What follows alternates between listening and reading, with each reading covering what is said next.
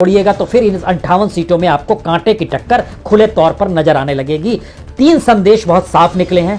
BSP की वह परिस्थिति शायद इन जगहों पर वैसी ना नजर आए जो पिछली बार नजर आई थी।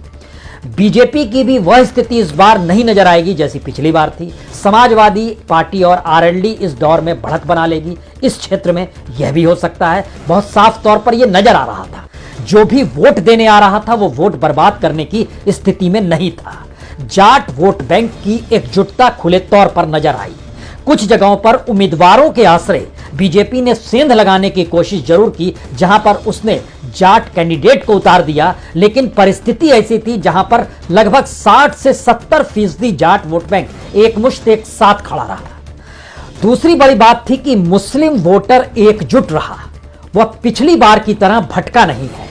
भटकने का मतलब यह है वो बटा नहीं है, यानी पिछली बार तक जो मैसेज एक निकल कर आ रहा था, जो जीत रहा है उसके पक्ष में जाएंगे, इस बार उस स्थिति में थोड़ा सा परिवर्तन नजर आया। जो जीत रहा है और जिसे जिताना है, ये दोनों चीजें एक साथ जुड़ी मुस्लिम वोटर को लेकर। और शायद इसीलिए जो भाईचारा, खास तौर से इस 58 में से लगभग 27 सीटों पर भाईचारा खुले तौर पर जो जाट और या कहें किसान और मुसलमानों के बीच नजर आया, वह खतरे की घंटी बीजेपी के लिए हो सकती है। और बीजेपी के लिए फायदेमंद स्थिति मायावती की खामोशी ने दिला दिया, जहां पर जाटव वोट बैंक तो एकमुश्त बीएसपी के साथ ही रहा, लेकिन जो दलित दूसरे वोट बैंक है वह छिटक सकते हैं, ऐसा अंदेशा ग्राउंड रिपोर्ट के जरिए निकल कर आ रहा है। लेकिन मुस्लिम, जाटव, जाट और गुर्जर, यह 4 स्थितियां ऐसी थी जो वोट पावर के तौर पर इस पहले चरण के वोटिंग में निकल कर आई है। शहरी मिजाज बहुत साइलेंट रहा। साइलेंट का मतलब है उसने बहुत रुचि वोटिंग में दिखाई नहीं। शायद इसीलिए जो एनसीआर के इलाके कहे जाते हैं दिल्ली से सटे हुए, चाहे वो नोएडा के हो या गाजियाबाद का एक बड़ा हिस्सा हो, वहां पर वोटिंग बहुत धीरे धीरे मध्यम गति से चलती रही और शायद वहां कोई बदलाव होगा ऐसा सोच पाना भी मुश्किल है। तत्काल में यही स्थिति निकल कर आ रही है, यानी यहां पर बीजेपी का प्रभाव था वो शायद उसी रूप में मौजूद रह सकता है। लेकिन जैसे ही शहर छोड़कर ग्रामीण हिस्सों में जाएंगे, वहां पर बड़ी तेज धार थी वोटिंग की और चुनावी परिस्थितियों को पलटने की ताकत ग्रामीण भारत में ही रही है। और खास तौर से पहले चरण में जो रोजी रोटी का सवाल किसानी से जुड़ा हुआ था, किसानों का आंदोलन था, उसमें एक चीज और नजर आई।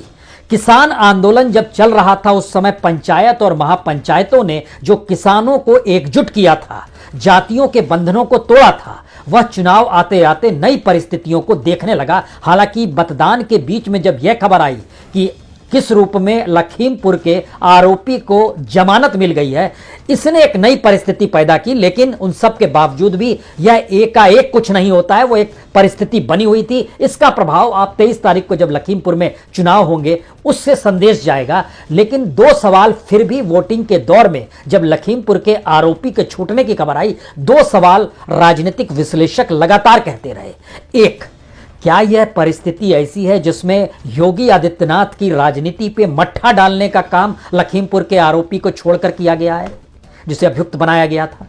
दूसरा सवाल था, क्या वाकई योगी आदित्यनाथ भी सहमत हो गए कि स्थिति बिगड़ रही है, वो ब्राह्मण है, उसे निकालो जेल से और उसको बाहर लेकर आओ और चुनाव के समय उसकी सक्रियता जो खास तौर से मध्य उत्तर प्रदेश का हिस्सा है उसमें उसकी जरूरत पड़ेगी? क्या यह संदेश है? इन दोनों संदेशों को मिलाइए तो 2 बातें फिर निकली।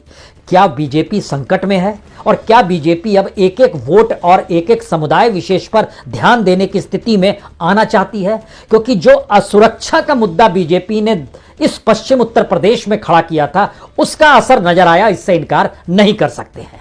एक बड़ा तबका इस दिशा में जरूर गया, वो किसी भी जाति विशेष का हो।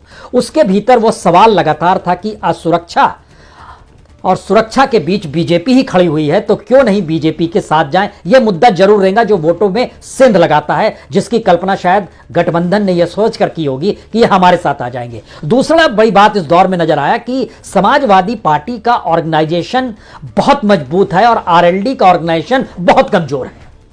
यह वोट ट्रांसफर करने की परिस्थितियों में दोनों एक साथ कैसे किस रूप में आए, इसके लिए समाजवादी पार्टी ने बड़ी मेहनत की है इस पूरे पश्चिमी उत्तर प्रदेश के भीतर, और शायद इसीलिए यह जोड़ी लगातार घूम रही थी।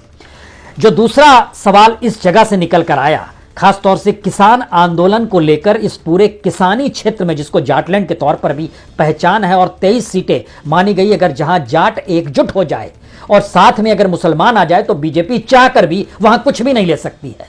लेकिन बाकी सीटों की परिस्थितियों में जोड़िएगा तो फिर इन 58 सीटों में आपको कांटे की टक्कर खुले तौर पर नजर आने लगेगी। 3 संदेश बहुत साफ निकले हैं। बीएसपी की वह परिस्थिति शायद इन जगहों पर वैसी ना नजर आए जो पिछली बार नजर आई थी। बीजेपी की भी वह स्थिति इस बार नहीं नजर आएगी जैसी पिछली बार थी। समाजवादी पार्टी और आरएलडी इस दौर में बढ़त बना लेगी। इस क्षेत्र में यह भी हो सकता है। बहुत साफ तौर पर यह नजर आ रहा था।